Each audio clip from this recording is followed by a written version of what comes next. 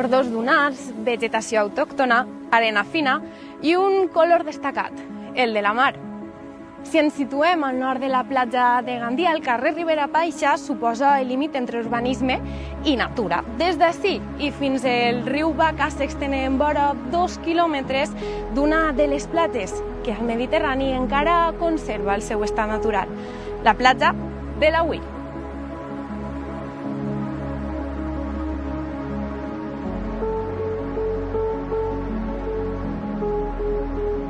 Estem a la platja de l'Agüir, al terme de Gandia.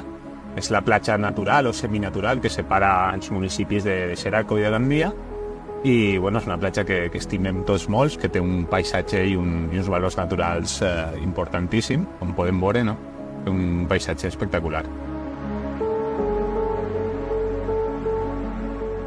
I quines característiques compleix esta platja per a poder parlar que encara conserva el seu estat natural? Pues la característica principal que la fa una platja especial i natural és que encara conserva tot aquest sistema dunar que tenim ara mateixa, que bueno, pues són reminiscències de l'antiga albufereta que existia així, no?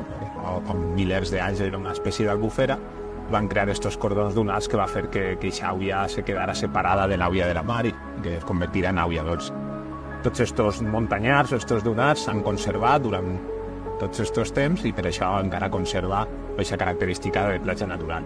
A més, tenim darrere tota el que era la devesa, que tenim fotos que demostren que això era tot una espècie de bosc, de pi pinyoner i de pi blanc, com tenim a la devesa del Saler, com està a l'Albufera.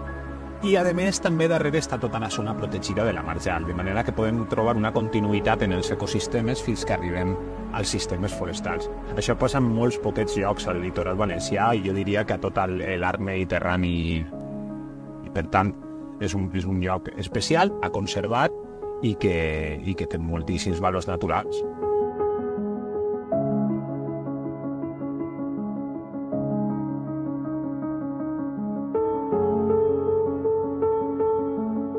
També compta amb la seva vegetació i fauna autòctona.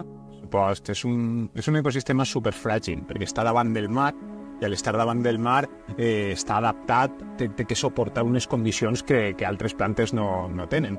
A més de que aquí hi ha poca, perquè és com veieu, substrat arenós, té que tolerar tota la salinitat del mar, i això fa que les plantes que viuen així siguin endèmiques, especialitzades a estar davant del mar.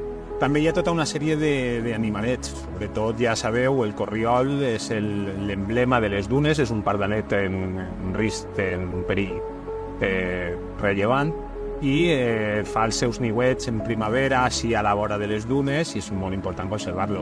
Però hi ha tota una sèrie de caragolets també i d'invertebrats que són endèmics d'esta zona i que cal conservar i protegir.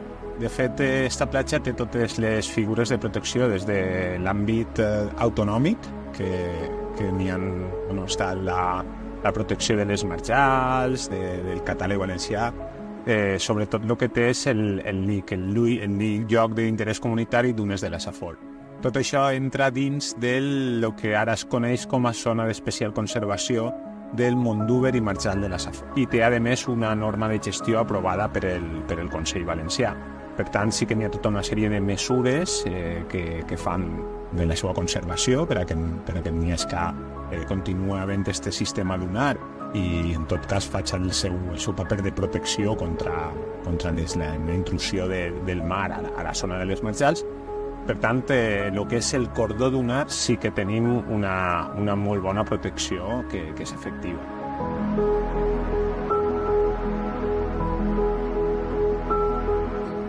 Ara mateix veiem el Mondúber, les dunes. Moltes vegades en aquest tipus de paisatge el major perill sol ser l'urbanístic. Sí, el que fa realment especial la platja i única i diferent és que tot el que tens darrere és sistema natural, no? No hi ha urbanització en aquesta zona. I això és algo que no sempre està assegurat. Els últims anys, com sabem, el govern valencià tenia un instrument de protecció que era el Patibel, que protegia aquesta platja i tots els terrenys adjacents darrere.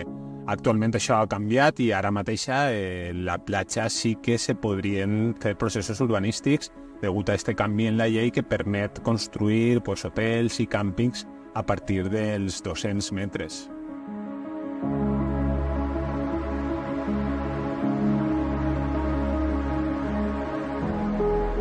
Davant este perill urbanístic o en contraposició d'este, quins projectes de futur té esta platja? Nosaltres venim treballant el departament fort en la platja perquè, com venim dient, és especial i per tant hi ha que posar-la en valor, no? No només conservar el que ja n'hi ha, sinó anar ampliant i també. En aquest sentit, fa ja diversos anys que treballem en la demarcació de costes de València, que al final són els responsables directes de la zona que és considerada domini públic, i en aquest cas això és domini públic. Hem treballat un projecte de restauració per a implementar, incrementar la zona dunar, volem fer-la molt més gran, crear més cordons de dunes i que n'hi hagi la vegetació que pertoca, i a més fer una espècie de corredor de natural, una espècie de passeig arbrat que comunique els dos municipis per la banda de darrere de les dures. El que volem és que la gent conega aquest espai d'una forma diferent i que pugui veure la potencialitat que tindrà. La platja de l'Auir ha sigut i és una de les coses més importants a nivell natural que té la ciutat de Gandia.